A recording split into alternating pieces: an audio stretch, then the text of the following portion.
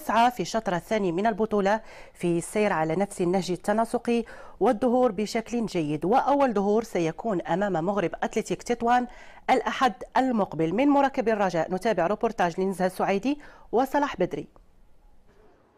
بعد نهاية الشطر الأول من البطولة الوطنية يستعد فريق الرجاء البيضاوي لمواجهته المقبلة أمام فريق المغرب التطواني. مباراة الذهاب انتهت بنتيجة التعادل هدف للكل.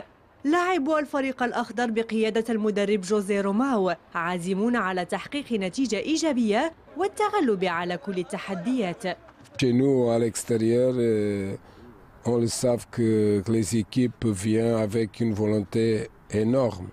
Mais nous sommes là pour se battre, nous sommes là pour défendre les maillots de rage, nous sommes là pour discuter les 3 points. مباراة ديال تطوان نحاولوا اننا نكونوا بيان كونسونطري مزيان باش اننا نفوزوا بالمباراة حيت غادي تعطينا انطلاقه ان شاء الله. بالنسبة للمقابلة القادمة تكون مقابلة قوية امام فريق المغرب التطواني اللي حامل البطولة السنة الماضية. فريق الرجاء البيضاوي كيستعد بما فيه الكفاية، نتمنى ان شاء الله نكونوا في الموعد نحققوا 3 نقاط. فريق الرجاء البيضاوي تمكن من تغيير سيناريو البداية المتعثرة في مرحلة الذهاب ليلتحق بأصحاب المراكز المتقدمة في الترتيب العام. زلنا واحد الضغط اللي هو كبير، ما كناش كنفوزوا في المباريات بحكم ان فريق الرجاء البيضاوي كيفوز بجوج مقابلات، ما كناش كنفوزوا في المقابلات وما كانش الاداء. من الحمد لله في اخر مباراه تحسن الاداء ديالنا، بدينا تنفوزوا بدينا كنلقاو الايقاع ديالنا.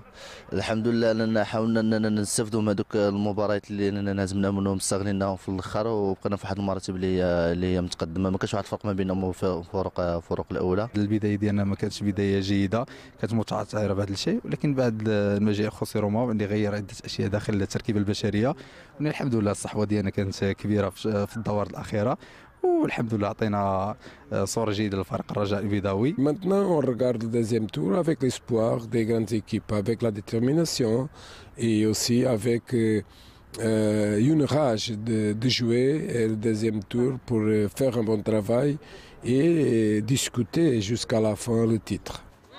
هي قمة مبكرة مع قص شريط الإياب. الأكيد أن الانتظارات كثيرة منها، والأكيد أن الكل ينتظر منتوج كروي يرقى إلى التطلعات.